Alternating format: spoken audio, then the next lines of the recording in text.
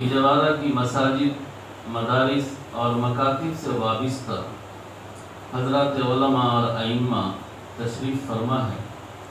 ہم دل کی گہرائی سے آپ حضرات کا شکر ادا کرتے ہیں کہ اللہ تعالیٰ نے آپ سب کی زندگی میں بیش بہا برکتیں عطا فرمائی اور اتحاد العلماء والائمہ کی دعوت پر آپ سب یہاں اکٹھا ہوئے ہیں۔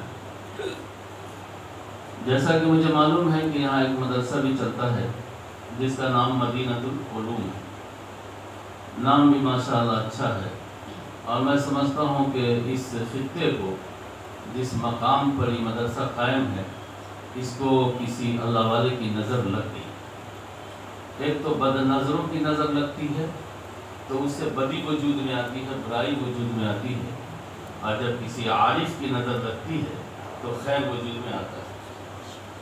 مجھے اچھی طرح یاد ہے کہ جب میں اس شہر کے ایک بڑے اجلاس میں خطاب کے لیے بحیثیت خطیب کے مدعو تھا تو شمالی بہار کے عارف باللہ اور حضرت قاری صدیق صاحب رحمۃ اللہ علیہ نور اللہ مرقدہ و مضجعہ کے معتمد اور شاگرد خاص، جن کے بارے میں خود حضرت مانوی رحمۃ اللہ علیہ اپنی درسگاہ میں فرمایا کرتے تھے کہ اللہ تعالیٰ اگر مجھ سے پوچھے گا کہ صدیق تم کیا لے کر آئے ہو تو میں محمد اظہار الحق کا نام پیش کروں گا۔ حضرت مولانا محمد اظہار الحق صاحب مظاہری یہاں تشریف لائے تھے اور یہاں علماء کا ایک قافلہ جمع ہوا تھا، اور احمد بھائی کو میں دیکھ نہیں رہا ہوں، کہاں ہے احمد بھائی؟ وہ استقبال میں ہے۔ احمد بھائی نے ضیافت کیا تھا اور یہاں دعائیں ہوئی تھی۔ اس عارف کی نظر لگ گئی اور ایسی نظر لگ گئی کہ یہ جگہ خیر کثیر کا مرکز بن گیا اور خیر کثیر کی اشاعت کا ذریعہ بن گیا۔ اللہ تعالیٰ مدرسے کو اور مدرسے میں کام کرنے والے کو، اس کی فکر کرنے والے کو بہت قبول فرمائے۔ مجھے یاد آتا ہے کہ ہمارے دوستوں نے تعلیم، مکاتب کی اہمیت اور عظمت کے حوالے سے کچھ عرض کرنے کا حکم صادر فرمایا ہے۔ میرے بھائیوں، آپ اچھی طرح یاد رکھیں کہ انسانی دل و دماغ کی تعمیر و ترقی، انسانی دل و دماغ کی تعمیر و ترقی اور اس کے ذہنی قوتوں کا نشو و ارتقاء تعلیم کے بغیر ممکن نہیں۔ تعلیم ہر قوت کا سرچشمہ ہے اور ہر طاقت کا میگزین ہے۔ تعلیم سے دماغ پر حکمرانی چلتی ہے اور اخلاق سے دل پر حکومت کی جاتی ہے۔ اور مدرسہ اور مکتب جہاں کہیں بھی ہوتا ہے اس کے جو سلیبس کا حاصل ہے اور اس کے نصاب تعلیم کا جو حاصل ہے وہ علم کی بالادستی اور اخلاق کی بلندی۔ چاہے آپ جون سی کتاب پڑھا لیں، چاہے آپ نصاب میں جتنی تبدیلی پیدا کر لیں، لیکن سب کا حاصل، سب کا خلاصہ اور سب کا لب لباب ہے تعلیم کی بالادستی اور اخلاق کی بلندی۔ اور یہ دونوں جناب محمد رسول اللہ صلی اللہ علیہ وسلم کا بنیادی ہتھیار ہے۔ تعلیم کی قوت سے دماغ پر قبضہ کیا جا سکتا ہے اور اخلاق کی قوت سے دل پر قبضہ کیا جا سکتا ہے۔ اللہ تعالیٰ نے جب پوری دنیا کو پیدا کیا تو اتنی بڑی دنیا بنا دیا، اور جب دنیا کو سمیٹا تو انسان بنا دیا۔ انسان پوری کائنات کا خلاصہ ہے، تتمہ ہے، تکملہ ہے اور حاصل ہے۔ میں اس کی تشریح اور تفصیل میں نہیں جانا چاہتا کہ یہ پوری لمبی چوڑی دنیا کا یہ حاصل اور تکملہ انسان کیسے ہے۔ انسان کے جسم میں دریا کی روانی بھی ہے، بلندی بھی ہے، عاجزی بھی ہے، پتھر بھی ہے، لوہا بھی ہے، روشنی بھی ہے، چاند سورج کی طرح بلب بھی۔ اب اسی کو پھیلایا جائے گا تو بہت پھیلایا جا سکتا ہے، لیکن اشاروں میں نے عرض کر دیا کہ انسان اس کائنات کا ماسٹر پیس آئٹم ہے، شاہکار آئٹم ہے، اور یہ اس کائنات کا خلاصہ اور تکملہ ہے۔ لیکن اس انسان کے جسم میں دو بنیادی چیزیں ہیں، ایک ہے دل اور ایک ہے دماغ۔ دماغ بہت اہم ہے۔ اللہ تعالیٰ نے دماغ کو علم کا مرکز بنایا ہے، دماغ کو علم کا مرکز بنایا ہے اور علم کی لائبریری بنایا ہے۔ یہی وجہ ہے کہ علم کی رفعت تو خود انسان کے وجود سے سمجھ میں آتی ہے کہ اللہ نے علم کے لیے پاؤں کو مرکز نہیں بنایا ہے، علم کے لیے پیٹھ کو مرکز نہیں بنایا ہے، علم کے لیے اللہ پاک نے دماغ کو مرکز بنایا ہے، جو انسان کے جسم میں سب سے بلند ہے۔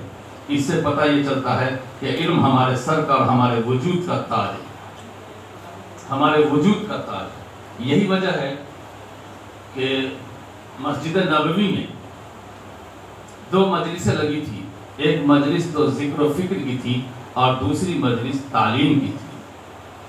آقا مدنی جناب محمد رسول اللہ صلی اللہ علیہ وسلم نے ذکر کی مجلس والوں سے ملاقات کیا، ان کی بھی حوصلہ افزائی کی، لیکن تعلیم کی مجلس میں جا کر آقا صلی اللہ علیہ وسلم بیٹھ گئے اور بیٹھ کر کے ان کو مہر لگا دی کہ آپ کا کام بہت اونچا، بہت بلند ہے، اس لیے کہ ذکر کا فائدہ میری ذات میں ہے اور تعلیم کا فائدہ دوسروں کی ذات تک۔ ہم اگر پورے دن پوری رات اللہ اللہ اللہ اللہ اللہ اللہ اگر کرتے رہیں گے تو اس کا فائدہ میری ذات کو ہوگا، میرے جسم و جان کو ہوگا، میری روح کو ہوگا، لیکن ہم نورانی قاعدہ لے کر کے الف با تا تھا اگر پڑھاتے رہیں گے تو اس کا فائدہ نسلوں کو ہوگا، نسلوں کو ہوگا۔ اسی لیے بعض عارفین نے لکھا ہے کہ عیادت عبادت سے افضل ہے، نفلی عبادت سے افضل ہے، عیادت نفلی عبادت سے افضل ہے، چونکہ عیادت اس کو کہتے ہیں کہ کوئی بیمار ہے تو اس کو ہم دیکھنے کے لیے چلے گئے، ان کو پوچھنے کے لیے چلے گئے کہ آپ کی طبیعت کیسی ہے، آپ کیسے ہیں، اس کو عیادت کہتے ہیں۔ تو بعض عارفین نے لکھا ہے کہ عیادت نفلی عبادت سے افضل ہے، اس لیے کہ نفلی عبادت میں ذات واحد کا فائدہ ہے اور عبادت میں دوسرے کا بھی فائدہ ہے کہ آپ اپنے گھر سے چل کر نکلے ہیں، مشقت بھی اٹھایا ہے، مجاہدہ بھی کیا ہے اور ایک دوسرے بھائی کے پاس گئے ہیں، ان کی مزاج پرسی کی ہے، ان کے لیے تسلی کا آپ سامان بنے ہیں، اس لیے اس میں اجر بھی زیادہ ہے۔ آقا مدنی جناب محمد رسول اللہ صلی اللہ علیہ وسلم نے ارشاد فرمایا کہ جب کوئی بندہ اپنے کسی مریض بندے کی عیادت کو جاتا ہے تو اس وقت سے لے کے کل اس وقت تک ہزاروں فرشتے ان کے لیے دعائے مغفرت اور دعائے رحمت کا، کتنا اونچا مقام ہے۔ تو اسی طریقے سے حضور پاک صلی اللہ علیہ وسلم تعلیم کی مجلس میں بیٹھ کر کے تعلیم کے مقام و مرتبہ کی کو عزت بخش دیا اور ان کو رفعت عطا فرما دیا۔ انسان کے جسم میں یہ سر، یہ پورا حصہ ایجوکیشن ڈپارٹ ہے، آنکھ بھی ایجوکیشن ڈپارٹ ہے، ناک بھی ایجوکیشن ڈپارٹ ہے، زبان بھی ایجوکیشن ڈپارٹ ہے، کان بھی ایجوکیشن ڈپارٹ ہے۔ یہی وہ سب ذرائع ہیں جہاں سے ہم علم حاصل کرتے ہیں اور اس میموری میں، اس لائبریری میں ہم جمع کرتے ہیں اور وہیں سے پھر ہم آپ تک پہنچاتے ہیں اور آپ دوسروں تک پہنچاتے ہیں۔ اللہ تعالیٰ نے علم کو علم کا مرکز پاؤں کو نہیں بنایا، پیٹھ کو نہیں بنایا۔ یہی وجہ ہے کہ جو مذہبی علوم والے ہیں، دینی علوم والے ہیں، ان کے بچے اپنی کتابوں کو آگے رکھتے ہیں، ان کے بچے کبھی پیچھے نہیں رکھتے ہیں، لیکن جو اسکول اور کالج والے بچے ہیں وہ کبھی اپنی کتابوں کو آگے نہیں رکھتے ہیں، وہ پیچھے رکھتے ہیں، اور وہ پیچھے رکھ کر دنیا کو بتاتے ہیں کہ میرا علم پیچھے رہ جانے والا ہے اور دین کا علم آگے جانے والا ہے۔ جن علماء نے، جن صلحاء نے، جن ابرار نیکوکار نے اور جن طالبان علوم نبوت نے جناب محمد رسول اللہ صلی اللہ علیہ وسلم کی تعلیم کو حاصل کیا ہے، ان کا علم یہاں نہیں رہے گا، ان کا علم بہت آگے جائے گا۔ لیکن بقیہ جتنے علوم ہیں سارے علوم یہیں رہ جائیں گے۔ کوئی وکیل ہے، کوئی جج ہے، کوئی انجینئر ہے یا کوئی اور دوسرے شعبہ جات کا علم کا ماہر ہے، یقین جان لیجئے اس کا علم یہیں رہ جائے گا، وہ خود آگے چلا جائے گا لیکن اس کا علم آگے نہیں جا سکتا ہے۔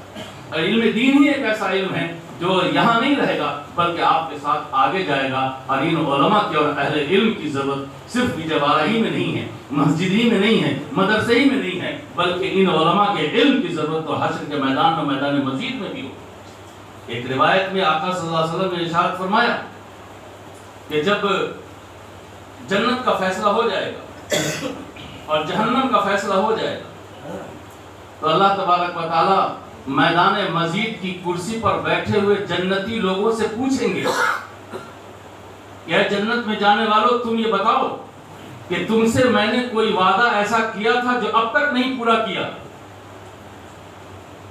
تو ڈاکٹر صاحب بھی ہوں گے جنہوں نے بڑا علاج کیا تھا، انجینئر صاحب بھی ہوں گے جنہوں نے بڑے بڑے نقشے اسکیچ کیے تھے اور بڑی بڑی بلڈنگیں، عمارتیں تعمیر کی تھی، اس میں اور بھی دوسرے علوم و فنون کے ماہرین ہوں گے اور وہ اللہ کے فضل سے جنت میں جانے والے ہوں گے، اور وہیں پر ایک فقیر محتاج تنگدست جنہوں نے اپنی زندگی تنگیوں سے گزارا ہوگا اور عیش و عشرت کا منہ تک نہیں دیکھا ہوگا، وہ عالم ربانی بھی ہوں گے، تو وہ لائر صاحب، وہ وکیل صاحب پوچھیں گے مولانا آپ ہمارے امام تھے نا میرے والا میں، مفتی عبدالرحیم صاحب آپ تو قاضی تھے نا، اور مولانا فلاں صاحب آپ تو ہمارے رہبر تھے نا، اللہ تعالیٰ نے کیا پوچھا ہے جواب دیں۔ اللہ کا سوال یہ ہے کہ کوئی ایسا وعدہ بھی ہے تم سے جو میں نے تم سے دنیا میں کیا لیکن اب تک پورا نہیں کیا؟ ساری نعمتیں اللہ نے دی، سارے لوگ کہہ دیں گے اللہ نے دے دیا، اللہ نے دے دیا، اب سب پورا ہوا، لاسٹ جنت باقی کی تو اس کے بھی فیصلے اللہ پاک نے کر دیا۔ یہی مولانا، یہی علماء، یہی مفتیان کرام، یہی درویش ان لوگوں کو کہیں گے چپ رہو، خاموش رہو، تمہاری ساری سرداری پیچھے رہ گئی، تمہارا سارا علم پیچھے رہ گیا، تم تو پیٹھ پر کتاب لے کر پڑھے تھے تو تمہارا علم یہاں کہاں سے آئے گا؟ ہم تو کتاب سامنے رکھ کر پڑھے تھے، میرا علم یہاں ہے۔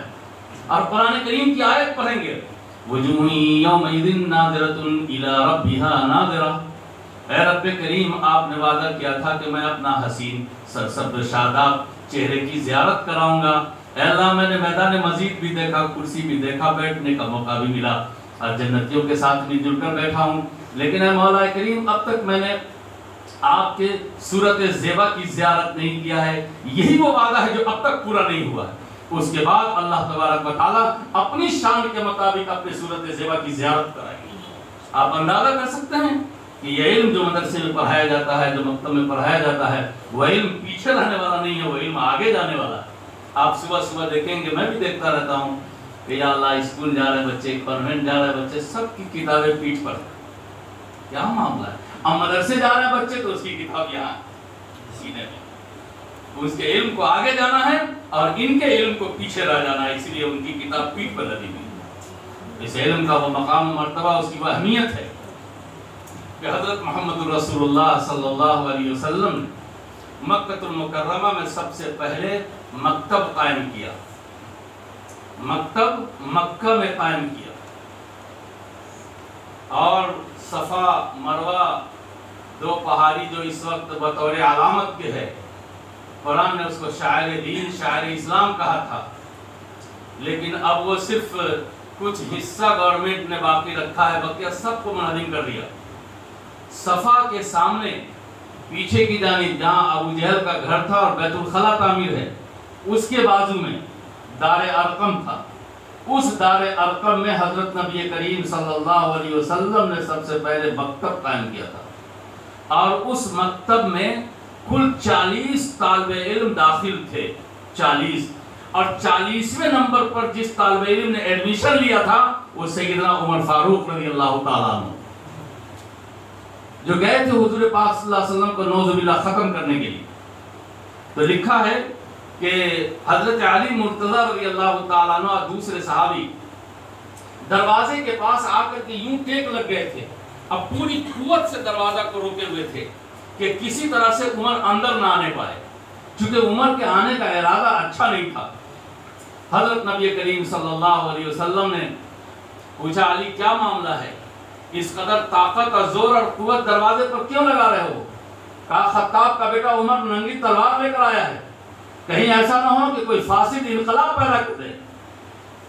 حضرت نبی کریم صلی اللہ علیہ وسلم نے ارشاد فرمایا علی سنو، دروازہ کھول دو، اگر یہ خطاب کا بیٹا عمر نیک ارادے سے آ رہا ہوگا، نیک ارادے سے آ رہا ہوگا تو ہم اس کو گلے لگا لیں گے، اگر برے ارادے سے آ رہا ہوگا تو اسی کی تلوار سے اسی گردن مار کے اس کے سینے پر پھینک دیں گے۔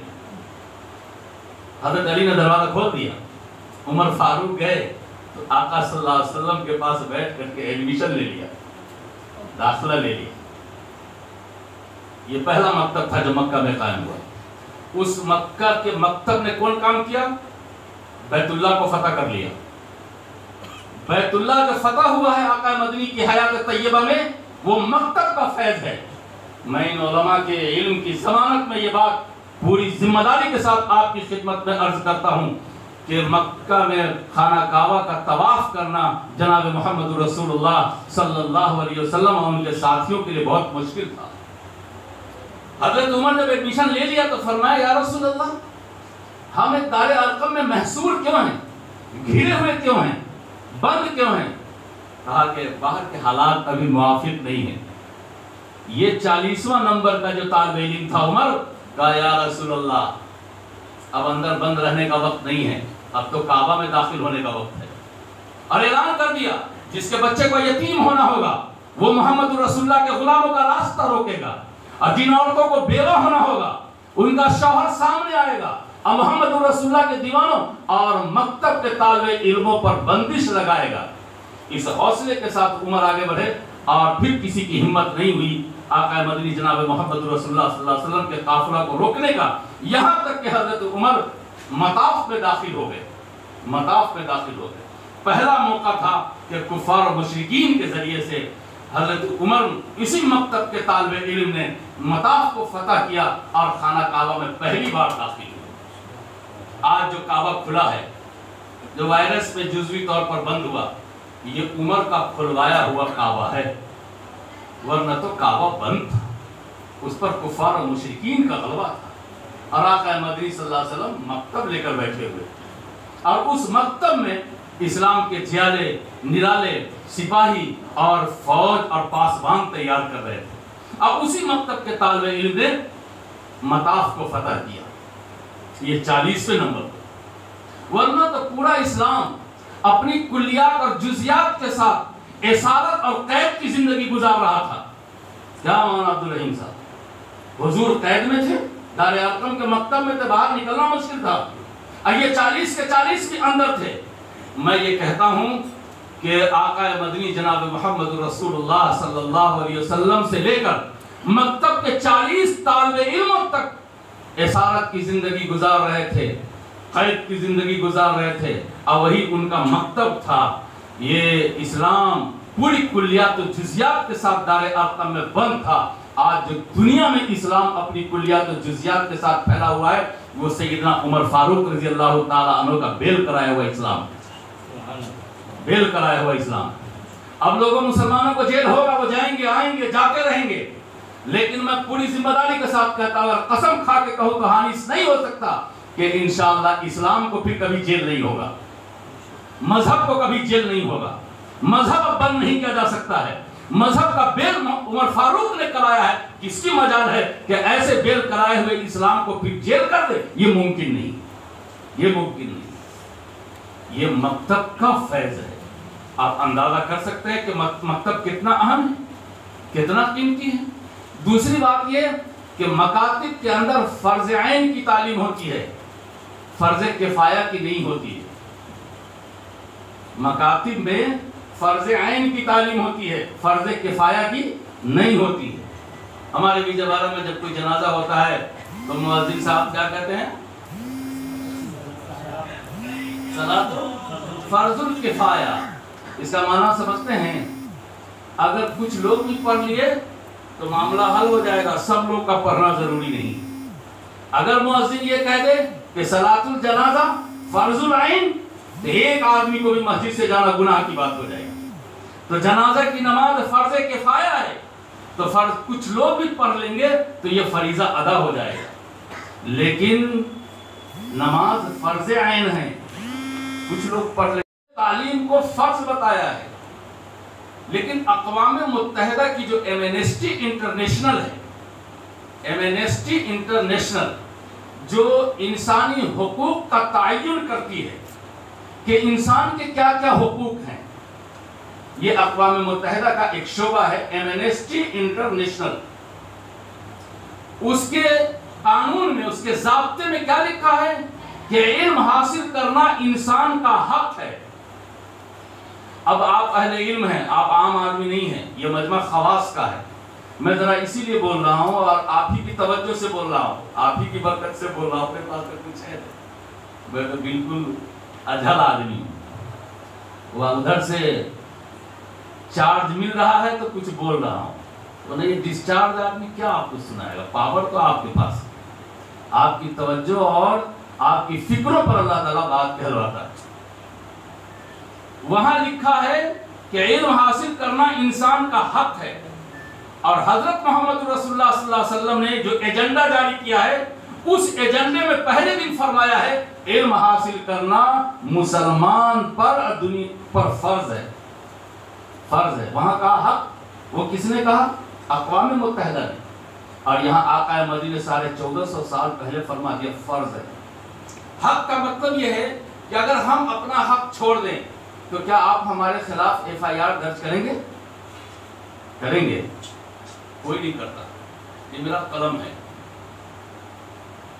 और अब्दुल अजीज भाई के पास है, मैंने छोड़ दिया ये कलम, नहीं लिया, मैंने अपना हक छोड़ दिया, तो क्या आप FIR दर्ज करेंगे?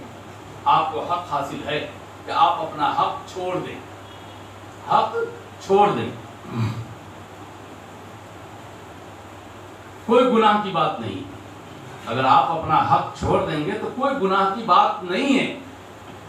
लेकिन कोई चीज हम पर और आप पर फर्ज है और उस फर्ज को अगर छोड़ देंगे तो क्या हम और आप बच जाएंगे? नहीं, हम मुजरिम होंगे, हम मुजरिम होंगे। इसलिए अगर किसी ने दीन का इल्म हासिल नहीं किया और फर्ज ऐन को, मक्तब की तालीम को हासिल नहीं किया तो मेरे भाई मैं पूरे मजहबी तालीम पर एतमाद के साथ कहता हूं कि वो आदमी दुनिया में मुजरिम है, मुजरिम जुर्म के साथ उसका सफर हो रहा है, जुर्म के साथ हो रहा है, इसलिए कि उसने एक फरीजे को छोड़ दिया, एक फरीजे को छोड़ दिया। हजरत नबी करीम सल्लल्लाहु अलैहि वसल्लम की सुन्नत यह है कि बचपन में इस फरीजे ऐन को अदा कर लिया जाए, बचपन में, बचपने में पढ़ लिया जाए, ये हुजूर की सुन्नत है। लेकिन अगर किसी भाई को बचपन में मौका नहीं मिला है तो बचपन में भी इस फर्ज ऐन को सीख लिया जाए, छोड़ा ना जाए, ये अल्लाह की सुन्नत है। आप कहेंगे मौलाना ये कहां से डायलॉग मार रहे हैं? डायलॉग नहीं, हकीकत है, हकीकत है, डायलॉग नहीं, हकीकत है। हुजूर सल्लल्लाहु अलैहि वसल्लम ने फरमाया अपने बच्चे को बचपन में दीन सिखा दो, कुरान सिखा दो। लेकिन खुद जब अल्लाह ताला ने कुरान सिखाना चाहा तो हुजूर सल्लल्लाहु अलैहि वसल्लम को बचपन में नहीं सिखाया, बल्कि 40 साल की उम्र हो गई तब कुरान सिखाया। यहां से हमको एक मैसेज मिला कि जिन भाइयों ने बचपन में कुरान सीख लिया, दीन सीख लिया, फर्ज ऐन को सीख लिया, वो तो हुजूर सल्लल्लाहु अलैहि वसल्लम की सुन्नत पर अमल कर लिए।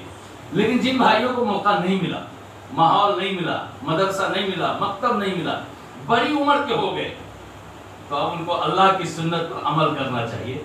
और हमारे इस मुल्क में, हिंदुस्तान में, हमारे बुजुर्गों ने दोनों का निज़ाम जारी कर दिया है, बचपन का निज़ाम, फर्ज ऐन का निज़ाम मदारिस व मकातिब के जरिए, और 55 का निज़ाम जमात के जरिए, दावत के जरिए, तबलीग के जरिए।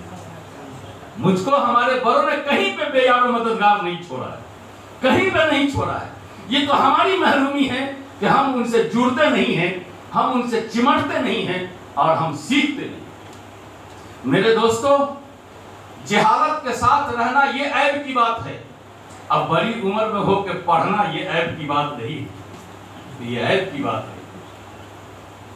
जहालत के साथ रहना ये ऐब की बात है। अगर हमने कुरान को सही नहीं पढ़ा तो पूरी जिंदगी कुरान पढ़ते रहेंगे, लेकिन उसका जो असल माना होना चाहिए उसके खिलाफ माना जारी हो। यहाँ उलमा बैठे हैं, अल्हम्दुलिल्लाहि रब्बिल आलमीन, अल्हम्द में हा बड़ी हा से है। जब बड़ी हा से पढ़ेंगे तो माना तारीफ के होंगे, लेकिन छोटी हा से अगर पढ़ देंगे तो माना फटे पुराने के होंगे। क्या होंगे? फटे पुराने के होंगे। रब्बिल आलमीन आयन से है, आलमीन, अगर आयन से अदा करेंगे तो माना दो जहां के होंगे, और अगर अलिफ से अगर पढ़ देंगे या हमजा से पढ़ देंगे तो उसके माना दोनों जहां में तकलीफ देने के हो जाएंगे, तकलीफ देने वाले हो जाएंगे। अब अल्हम्दुलिल्लाह रब्बिल आलमीन का माना अगर हमने सही हुरूफ अदा नहीं किया तो क्या हो जाएंगे? अल्लाह वो है जो फटे पुराने का रब है और सबको तकलीफ देने वाला है, ये माना हो जाएगा। अब मेरे भाई, जिम्मेदार साथियों, बुजुर्गों, बताओ कि अगर हमने अपने नौनिहालों को और अपने बच्चों को अगर बचपन में कुरान सेहत के साथ नहीं सिखाया तो क्या वो कुरान के हुरूफ की अदायगी को कर सकेगा, अंजाम दे सकेगा? اسی طریقے سے قل بڑی قاف سے ہے، قل کے معنی ہے آپ کہہ دیجئے. اگر کسی نے چھوٹی کاف سے کہہ دیا قل، اس کے معنی ہے بریانی کھا لیجئے.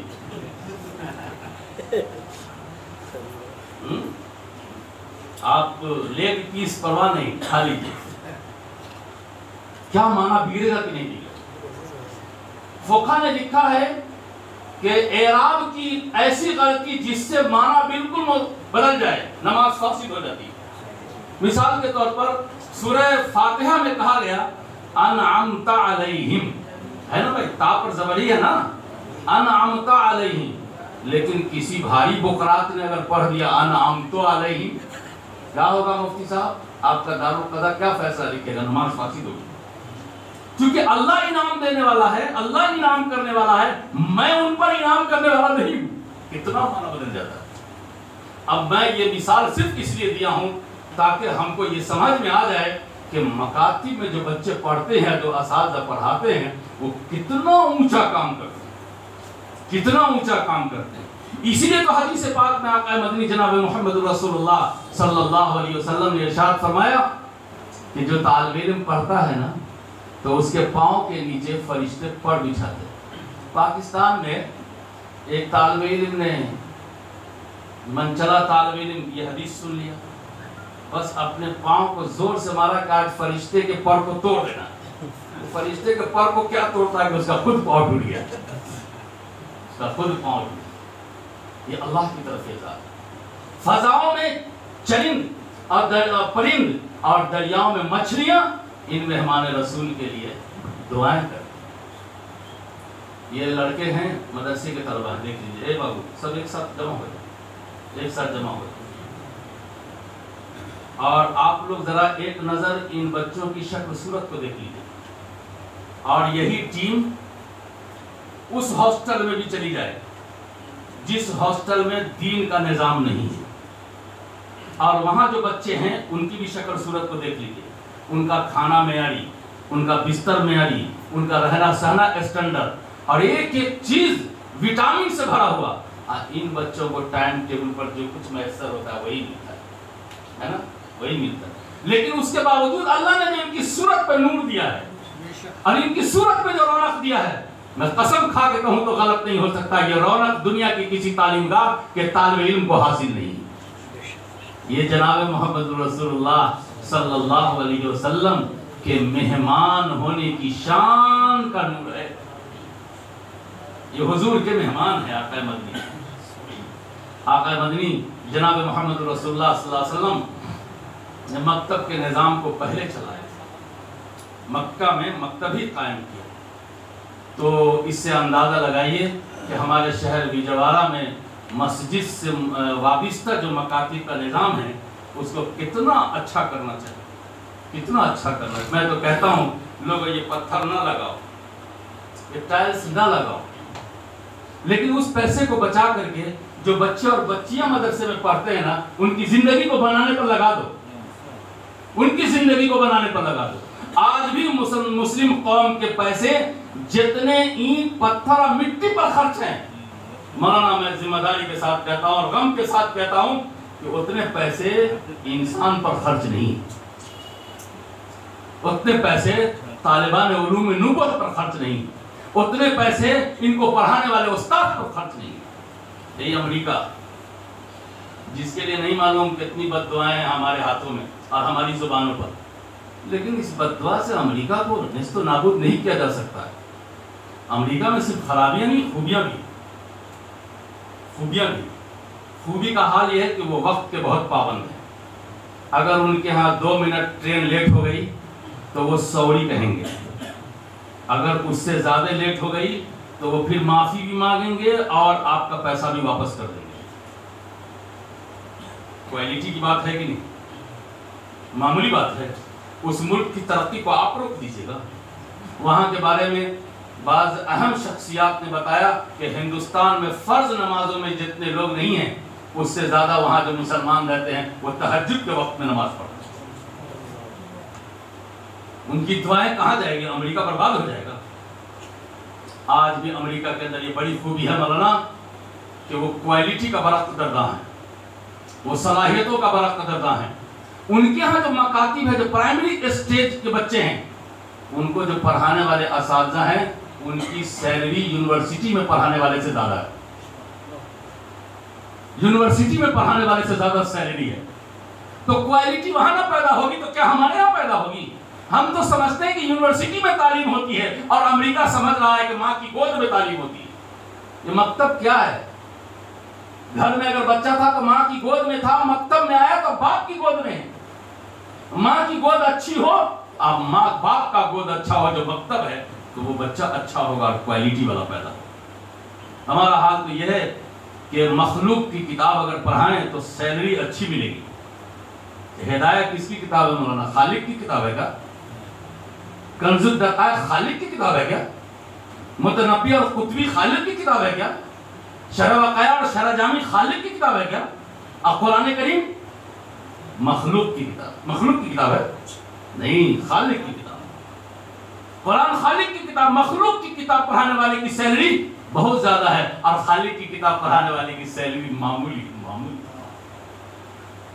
زبانی پڑھانے والے قرآن ان کے پیسے زیادہ، آپ دیکھ کر پڑھانے والے قرآن ان کے پیسے کم. جبکہ صاف واضح مسئلہ ہے کہ قرآن کریم کو زبانی پڑھنے سے زیادہ افضل ہے دیکھ کر پڑھنا. تو زبانی پڑھانے والے کو محنت کم ہوتی ہے اور دیکھ کر پڑھانے والے کو محنت زیادہ ہوتی ہے، ان کی سیلری کم. تو جب مکاتب میں پڑھانے والے اساتذہ کی سیلری کم ہوگی اور اس میں باصلاحیت استاد نہیں رکھیں گے تو یقین جان لیجئے باپ کی گود میں ہیرا پرورش نہیں پا سکتا. یہ مکتب جو ہے نا، یہ باپ کا گود ہے، اور جب تک بچہ گھر میں ہوتا ہے نا، وہ ماں کا گود ہے. تو باپ کے گود میں جب بچہ آ گیا ہے، اگر باپ کو قیمتی نہیں حاصل کریں گے تو وہ بچہ ہیرا نہیں بن سکتا. اور امریکہ اس حقیقت کو سمجھ رہا ہے، اس لیے ان کے ہاں سیلری زیادہ ہے، ان کے ہاں کوالٹی کی بڑی قدر ہے. میں آپ کو ایک واقعہ سناتا ہوں، یہ واقعہ آپ کو بھی یاد ہوگا. سابق وزیر اعظم ہند واجپئی جی، سابق وزیر اعظم اٹل بہاری واجپئی جی، ان کے پاؤں کے آپریشن کا معاملہ تھا. وہ آپریشن ممبئی میں ہوا. کس ڈاکٹر نے کیا؟ ڈاکٹر تو امریکہ سے بلایا گیا. کیا اس ڈاکٹر کو امریکہ کی عورت نے جنم دیا تھا؟ کیا اس نے وہاں کی عورت کا دودھ پیا تھا؟ کیا اس نے پرائمری سے لے کر کے میڈیکل کمپلیٹ جو کیا تھا تو امریکہ کے استاد سے پڑھا تھا؟ نہیں. وہ ڈاکٹر انڈیا میں پیدا ہوا، انڈیا کی ماں کا دودھ پیا، انڈیا کی گود میں پرورش پایا، پرائمری سے لے کر کے میڈیکل کمپلیٹ انڈیا میں کیا، لیکن اس کی صلاحیتوں کو انڈیا نے ویلکم نہیں کیا، قدر نہیں کیا. جب امریکہ کو کاغذ بھیجا، امریکہ نے کہا کہ بیٹا چلے آپ جلدی چلے جاؤ، گلے لگا لیا. اس نے آپریشن کی دنیا میں اتنا کمال پیدا کیا کہ بعد میں چل کر کے ہندوستان کے وزیر اعظم کی پاؤں کے آپریشن کی باری آئی تو اسی انڈیا کے بیٹے کو جس کو انڈیا نے نیگلیکٹ کیا تھا، امریکہ سے بلا کر کے اس آپریشن کروایا. بھلا بتائیے کیا امریکہ تباہ ہو جائے گا؟ امریکہ کوالٹی کا قدر رہا. میں اہل وجوارہ کے بھائیوں سے، بزرگوں سے اور یہاں کے علماء سے، خواہ وہ اتحاد المسلمین، اتحاد العلماء والائمہ کے پلیٹ فارم سے ہو یا کسی دوسرے پلیٹ فارم سے، تمام ساتھیوں سے کہوں گا کہ آپ کے شہر میں اگر کوئی کوالٹی آتی ہے تو اس کی قدر کیجیے. اچھا آم آتا ہے تو خوب خوش ہوتے ہیں، اچھا کھجور آتا ہے تو خوب خوش ہوتے ہیں، اچھا چاول آتا ہے تو خوب خوش ہوتے ہیں، اچھا کپڑا آتا ہے عید میں تو پرواہ نہیں، کیا ڈیزائن آیا ہے، خوب خوش ہوتے ہیں، میرا شہر ترقی پر ہے. اگر آپ کے شہر میں اچھا قرآن پڑھنے والا آ جائے اور اچھی کوالٹی والا آ جائے، اچھا علم والا آ جائے، اچھا اخلاق والا آ جائے تو آپ اپنی اس کو قسمت سمجھیے اور ناز کیجیے. وجوارہ کی ترقی کو دنیا کی کوئی طاقت نہیں روک سکتی. وجوارہ کی ترقی کو دنیا کی کوئی طاقت نہیں روک سکتی.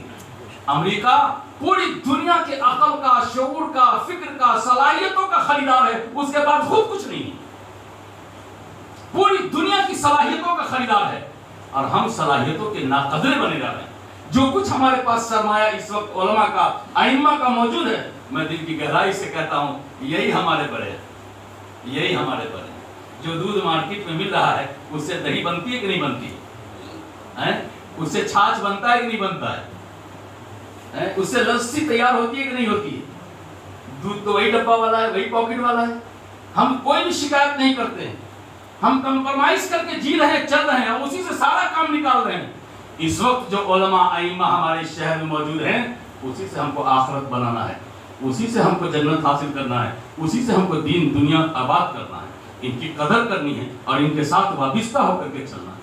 چلیں گے انشاءاللہ تو یقین جان لیجئے کہ آپ کے مدارس اور مکاتب سے بھی جیالے نرالے اچھے پیدا ہوں۔ میں آپ سے عرض کر رہا تھا، شاید بات لمبی ہو جائے گی، مجھے سمیٹ دینا چاہیے۔ مکتب کو سمجھیے کہ مکتب نے کتنا بڑا کام کیا ہے دنیا میں۔ سب سے پہلے مکتب قائم ہوا اور اس نے مطاف کو فتح کیا، اور اسلام جو کلیات و جزیات کے ساتھ اسارت کی زندگی گزار رہا تھا، اس کا بل ہوا، وہ مکتب سے ہوا، اور سیدنا عمر فاروق نے اس کا بل پڑا۔ حضرت نبی کریم صلی اللہ علیہ وسلم جب مکہ المکرمہ سے ہجرت کر کے مدینہ منورہ تشریف لے گئے، تو مدینہ میں حضور پاک صلی اللہ علیہ وسلم نے سب سے پہلے مسجد نبوی کی داغ بیل ڈالا، بنیاد ڈالا، اور 2 یتیم بچے کی زمین پر وہ مسجد کی بنیاد پڑی۔ جی اب بنیاد کے کام کو کتنا آسان کیا حضور نے بھائی، اس میں بھی بڑی حکمت ہے۔ ایک لکڑی لیا اور نصب کر دیا، بنیاد کی رسم ہو گئی، بنیاد کی رسم ہو گئی۔ کام اصل تھا، بنیاد اصل نہیں تھا، اس لیے ایک لکڑی سے مسجد نبوی کی بنیاد ڈال دی۔ اب تو ہم لوگ بنیادی کی رسم کے لیے پتہ نہیں کتنے مہینے گزار دیتا، کتنے حضرت کے انتظار میں کتنی تاریخ فیل کر دیتے ہیں۔ خیر کے کام کا جب منصوبہ بن جائے تو انتظار نہیں، بسم اللہ کر دینا چاہیے۔ مسجد نبوی کی بنیاد پڑی تو حضور نے اس بنیاد کی رسم کو کتنا آسان کیا، ایک لکڑی گاڑ دیا، ایک لکڑی۔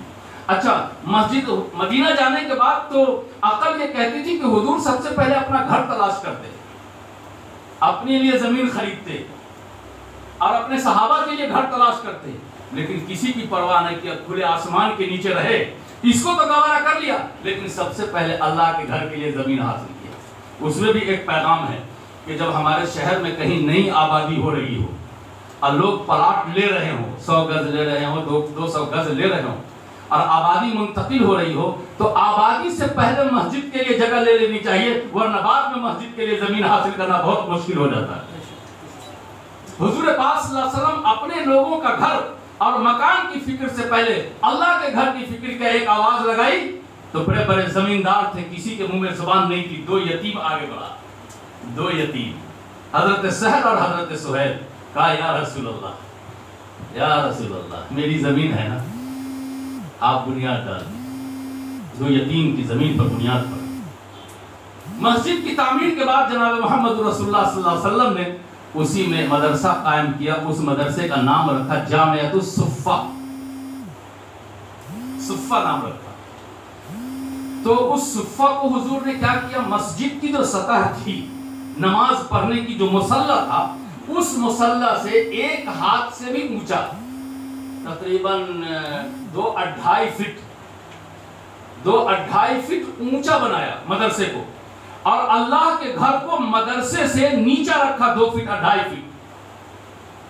2008 میں اس حقیر سراپا تقصیر کو جب جانے کی سعادت ملی تو صفہ پر گیا کہ یہ میرا پہلا مدرسہ ہے، مدرسے کی جو نسبت ہے وہ اسی سے۔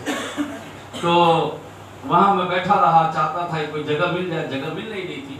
ایک عمر رسیدہ، کمر خمیدہ، ایک دم لاغر نحیف بزرگ بیٹھے تھے، اب میں اسی کے ارد گرد میں چکر لگا رہا تھا۔ وہ بزرگ نے چشمہ ایسے کیا، مولوی صاحب کہاں کے رہنے والے ہو؟ میں کہا حضرت انڈیا سے۔ کہا تھانوی سلسلے کو؟ اللہ کا شکر ہے، اللہ کا شکر ہے۔ اپنے خادموں سے کہا کہ تھوڑا کسل جاؤ، سائڈ ہو جاؤ، مولوی صاحب کو بیٹھنے دو، مولوی صاحب بھی مدرسہ سے پڑھ کر کے آئے ہیں، یہ پہلا مدرسہ ہے، جہاں ان کے بل میں بیٹھ گیا۔ بیٹھنے کے بعد یہ سوچتا رہا کہ یا اللہ، نیچے اللہ کا گھر اور اوپر مدرسہ، حالانکہ عقل تو یہ کہتی ہے کہ مسجد کو اونچا ہونا چاہیے اور مدرسے کو نیچا ہونا چاہیے، عقل تو یہی کہتی ہے، لیکن حضور پاک صلی اللہ علیہ وسلم نے ایسا نہیں کیا، مدرسے کو اونچا رکھا اور مسجد نبوی کو نیچا رکھا۔ میں نے پاکستان کے اس بزرگ سے پوچھا کہ حضرت یہ مسجد نیچی ہے نا، اور مسجد نبوی ہے، یہ مدرسہ ہے نا، بچوں کا مدرسہ ہے، طالب علم، اس کو حضور نے اونچا کر دیا۔ कोई ना कोई बात तो होगी, कोई ना कोई राज तो होगा, कोई ना कोई हिकमत तो होगी। उस बुजुर्ग ने कहा मौलवी साहब तुम जाओ, इंडिया जाओ, सारे मुसलमानों को बता देना, जब तक उनके इर्द गिर्द में मदरसा मजबूत रहेगा, मदरसा ऊंचा रहेगा, मदरसा बुलंद रहेगा, और उससे जो टीम तैयार होकर के निकलेगी तो मस्जिद में गिरेगी, उससे मस्जिद आबाद रहेगी। अगर मदरसा वीरान हो गया तो मस्जिद की आबादी के लिए आपको अफराद नहीं मिलेंगे, अफराद नहीं मिलेंगे। हुजूर ने मदरसा को इसीलिए ऊंचा किया है कि उस पर से जब गिरेंगे तो मस्जिद नबवी आबाद होगी। आज मेरे दोस्तों, कहीं महसूस तरीके पर, कहीं गैर महसूस तरीके पर, और कहीं प्रिंट मीडिया के जरिए से, तो कहीं इलेक्ट्रॉनिक मीडिया के जरिए से ये कोशिश की जा रही है कि मकातिब से जुड़े लोग, मदारिस से जुड़े हुए लोग, इनको आम्मतुल मुस्लिमीन से काट कर रख दिया जाए, अलग करके रख दिया जाए। ये इस मुल्क का सबसे बड़ा हादसा होगा, सबसे बड़ा हादसा होगा, सबसे बड़ा हादसा होगा। इसलिए खुदा के वास्ते ये गलती न करे, मदारिस की अहमियत को, उसकी कीमत को समझे। ये मदारिस भी जनाब मोहम्मद रसूलुल्लाह सल्लल्लाहु अलैहि वसल्लम का सदका है। हुजूर ने सुफ़ा कायम किया था, वहाँ तलबा को रखा था, पढ़ाया था, और उनका हॉस्टल भी चलाया था, और मतबख भी कायम किया था। डॉक्टर हमीदुल्लाह भट्ट जो बड़े मुहक्किक गुजरे हैं, अब कई ज़बानों के माहिर गुजरे हैं, उन्होंने अपने रिसर्च, अपनी तहकीक में ये लिखा है कि हुजूर पाक सल्लल्लाहु अलैहि वसल्लम के मदरसे के तालिब इल्मों के लिए, सहाबा के लिए, जो शहर के लोग खजूर भेजते थे खाने के वास्ते, जैसे आप चावल भेजते हैं मदरसा को, गोश्त भी भेजते हैं, तो वो लोग खजूर भेजते थे। तो खजूर आने के बाद बच्चे खाते नहीं थे, खजूर को कहीं पे खड़ा कर दिया जाता था, टांग दिया जाता था, किसी धागे में बांध के उसको लगा दिया जाता था। अल्लाह के रसूल सल्लल्लाहु अलैहि वसल्लम जब तशरीफ लाते थे तो उस खजूर की इंक्वायरी करते थे। अगर दाना फल अच्छा होता था तो सुफ़ा के मदरसा को तालिब इल्मों को खाने के लिए देते थे। अगर खजूर का दाना और फल अगर खराब होता था तो लकड़ी से गिरा देते थे। कहते थे कि खराब हिस्सा जब तुम नहीं खा सकते हो तो मोहम्मद रसूलुल्लाह का ये मेहमान कैसे खा सकता, कैसे खा सकता। इतना कुछ जनाब मोहम्मद रसूलुल्लाह सल्लल्लाहु अलैहि वसल्लम ने मदारिस के तालिब इल्मों के लिए इल्मी तौर पर और अमली तौर पर सरमाया दे दिया। मदरसे का एक एक निज़ाम मौलाना अब्दुल रहीम साहब मनसूस है, उसकी छुट्टी भी मनसूस है, उसका दाखिला भी मनसूस है, उसका इखराज भी मनसूस है। मूसा अलैहिस्सलाम ने दाखिला लिया था ना खिज़र अलैहिस्सलाम के मदरसे में, तो शर्त के साथ ने लिया था। फिर शर्त जब पूरी नहीं हुई तो खिज़र अलैहिस्सलाम ने उनका इखराज भी किया कि नहीं किया, तो दाखिला भी साबित है और इखराज भी साबित है और छुट्टियां भी साबित है। ये जुमा की छुट्टी वो भी साबित है हज़रत उमर फारूक रज़ियल्लाहु ताला अन्हु के दौर में। बच्चों को मारा ना जाए, और अगर नौबत आए भी तो ताजीबन नहीं, बिल्कुल ताजीबन नहीं, मारने की इजाजत नहीं। सबसे बड़ा मुअल्लिम दुनिया में जनाब मोहम्मद रसूलुल्लाह सल्लल्लाहु अलैहि वसल्लम है, लेकिन अल्लाह के रसूल से मार साबित नहीं। जब हम प्यार नहीं देंगे तो जाहिर मार तो देवे करेंगे, जब हम प्यार नहीं देंगे तो मार देंगे। हमको तो प्यार देना था उनको, हमको तो मेहनत करनी थी उन पर, हमको तो अपना दिमाग खपाना था उन पर, तो हम डंडा खपा रहे हैं, डंडा। अल्लाह का वास्ता देता हूँ, मार साबित नहीं। लेकिन बाद के उलमा ने लिखा है कि ताजीबन नहीं तादीबन गुंजाइश है। और गालिबन मौलाना मनाजिर हसन गिलानी रहमतुल्लाह अलैह ने हमारा निज़ाम तालीम किताब है, बड़ी अहम किताब है, अहले इल्म को चाहिए कि वो किताब ज़रूर पढ़े, हमारा निज़ाम तालीम। उसमें उन्होंने लिखा है कि तादीबन इजाज़त है, ताजीबन नहीं। बहरहाल मैं ये अर्ज़ कर रहा था कि मकातिब हो या मदारिस, ये दोनों हमारा बड़ा बुलंद ऊंचा सरमाया है। इससे शख्सियत की तामील होती है, तश्कील होती है, उम्मत का वज़न बढ़ता है, ताकत बढ़ती है, क़ुव्वत बढ़ती है, दिमाग को फतह किया जाता है, दिल को फतह किया जाता है। जनाब मोहम्मद रसूलुल्लाह सल्लल्लाहु अलैहि वसल्लम ने मदारिस व मकातिब का सिलेबस और निसाब ही बता दिया है, वाज़ेह बता दिया है कि मैं जो आया हूँ इस दुनिया में वो पढ़ाने के लिए आया हूँ, और मैं जो आया हूँ इस दुनिया में अखलाक बढ़ाने के लिए आया हूँ। इन्नमा बुइस्तु मुअल्लिमा।